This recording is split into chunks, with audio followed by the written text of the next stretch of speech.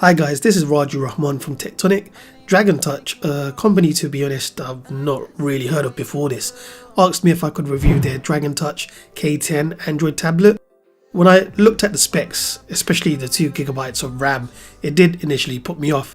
Looking into the company, I can see one of their aims is to produce affordable electronics, and the fact that this tablet sells for around 100 quid, relatively that's certainly affordable. So in an effort to find out if it's even worth spending that on a tablet at this range, I tested it out for a few weeks, and if you're interested in finding out what that was like, keep watching.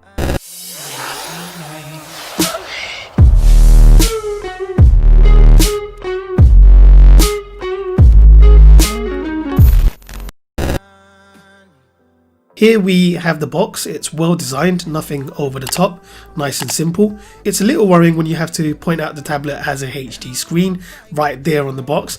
It's a given that in 2020 any tablet will have a HD screen, but I guess because this is a budget tablet they want you to know they're not skimping out. Anyways, moving on, sliding off the cover and then removing the top of the box and removing a few more things reveals the tablet itself. There's plastic on top of the screen with some instructions.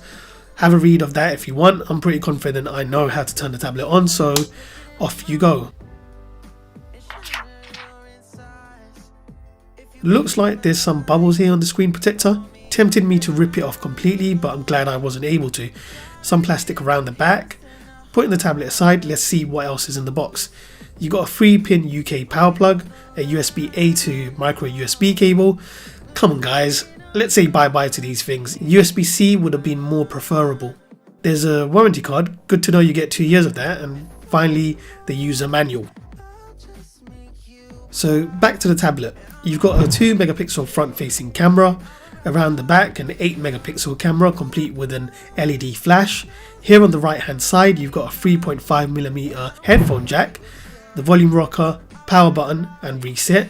Here you have the cover for the micro SD card slot. The cover does feel a little flimsy. Taking it off also reveals what seems like real SIM card slots. The tablet supports a max micro SD card capacity of 128GB.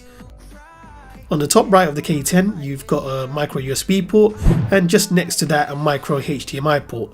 Going back to the back of the tablet you can see the Dragon Touch branding and what seems like dual speakers around the bottom. The back of the tablet is actually made of metal, it's cold to the touch. I thought the whole thing would be plastic, so that's a pleasant surprise. Of course, the top and bottom strips are still plastic, as is the rest of the body, including the front screen. Hence the reason I'm glad I didn't remove the factory installed screen protector. As you can see, this screen protector loves fingerprints, but leave it on unless you want to scratch up that screen. It does feel a little bulky in the hand being 1cm thick, and even though it weighs 920 grams, it doesn't feel too heavy. When you're holding this tablet you can tell it's a budget tablet, there's no getting away from that, but don't get me wrong, it's still better than what I expected. Let's quickly go through some of the specifications before moving on to the rest of the review. It's got a 10.1 inch IPS display with 1280 by 800 resolution, an 8 megapixel rear facing camera, a 2 megapixel front facing camera, 32GB of internal storage, 2GB of RAM, a quad-core CPU running at 1.3 GHz, Bluetooth, Wi-Fi 802.11b, GN and AC. No Wi-Fi 6 here, but what did you expect? Also, one thing that Dragon Touch likes to point out is that when it comes to Wi-Fi, this device also supports the 5 GHz band. That's certainly a good thing if you want to get better speeds from your wireless connection. Finally, you have a 5000 mAh battery and GPS too.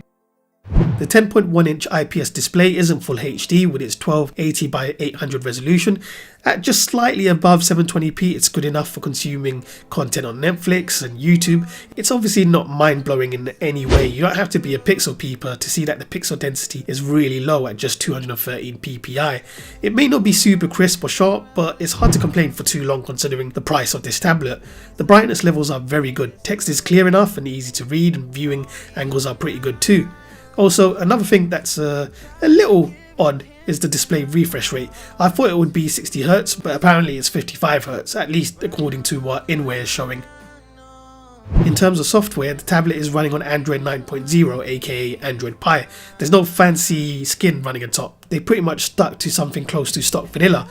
no bloatware whatsoever, so that's a good thing. All that means is the software doesn't slow down the tablet. Considering this is a budget tablet, it was a wise choice to keep the software as light as possible. But don't forget, this is an Android tablet with access to all the Google apps, including the Play Store, so you've got access to tons of applications and games. As long as you don't have too many applications open in the background, and remember to clear applications you're not using, browsing the web or even scrolling through the catalogue of movies and TV shows on Netflix isn't too bad, but you'll definitely notice some choppiness. The 55Hz refresh rate obviously doesn't help alleviate the issue either, so it's not going to be a completely smooth experience, but it's something you can live with. Opening applications isn't super snappy, but it's not super slow either, and things like switching from one video to another on YouTube is a little slow, especially when trying to load the other elements, but once the video is playing, it plays smoothly without any issues. Multitasking isn't something you'd expect to work well when you've only got 2 GB of RAM, but it seems to be fine as long as you're not trying to use resource hungry applications. You can see I'm using both YouTube and the Chrome browser side by side here. It's working perfectly. Whilst the 1.3 GHz quad-core processor and 2 GB of RAM is good enough for basic tasks, it goes without saying that you're bound to run into a few performance issues with lots of games. For instance, when I tested COD with the K10, the frame rate was really low, graphics looked terrible, and it was so laggy it was just unplayable. To be honest, I'm surprised that it ran at all, but the performance was exactly what I expected. This tablet isn't made for games like these or any game that demands a lot from your device. While we're on the subject of demanding games, services like Stadia and Xbox Game Pass were made so that gamers could play the latest games without the need for expensive hardware. As you're just streaming the game, you should theoretically just need good internet speed. So I tested the K10 with Xbox Game Pass, and although it took around 40 seconds for the app to launch, once it did, the K10 was able to play all the games that I tried. Games like Angry Birds and Candy Crush ran perfectly on the K10, so more casual, less graphically intensive games are the way to go with this tablet. As long as you don't try and push it too hard and taper your expectations, it does a pretty good job. I was quite surprised that I was able to play Hungry Shark without many hiccups, so gaming is something you'll definitely be able to do with the K10, just don't expect every single game to work great.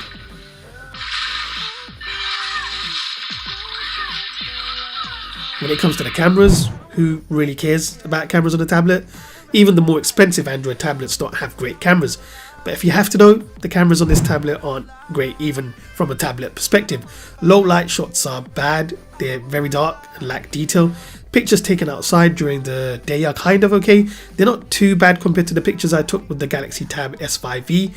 Video also isn't that great, it lacks in vibrance and clarity. Certain things are overexposed, but to be honest I feel I'm being a bit too hard with the K10. Look, it costs £100. It's a tablet and it can take pictures and record video. As I mentioned earlier, no one really cares about the cameras on a tablet, I certainly don't. But what we all do care about, or at least should care about, is definitely the speakers. Let's not beat around the bush, it's pretty bad. The max volume isn't loud at all, you get a max dB of 90.8. And I could have tolerated that had the quality of the sound been better. It sounds very tinny. The speakers remind me of those singing, musical birthday cards I got a while ago. It's completely flat. Fortunately, the tablet does come with a 3.5mm standard headphone jack and Bluetooth, so you'll want to make use of some wired or wireless headphones to get a better audio experience. The K10 comes with a 5000 mAh battery, which Dragon Touch state should give you over 10 hours of watching media and gaming. My testing of the tablet suggested that statement isn't completely accurate, but it's close enough. I left a live TV channel streaming on YouTube. After 7 hours of continuous streaming, the K10 had 6% of battery life left, so there's definitely enough juice in this tablet to watch around 3 to 4 movies. As for charging time, it took just slightly over 2 hours for it to go from 6% to 98%, which is pretty good.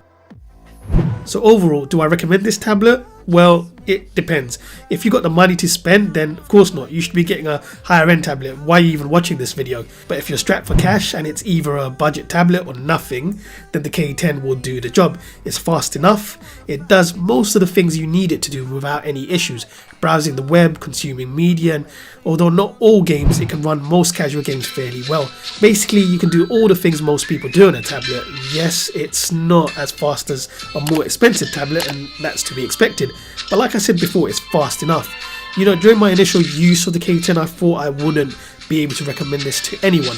The speakers aren't great, the display isn't amazing, performance isn't out of this world, but the more I use it, the more I realize it does what it intends to do. Everything you need it to do, it just works well enough, and those are the key words. If you're someone who needs a tablet, don't have a lot of money to spend, or if you want to get a first time tablet for a child, then yes, I do highly recommend this tablet. This has been Raju Rahman from Tectonic. Thanks for watching. If you enjoyed this video and it helped you, please subscribe and like. That would really help me out.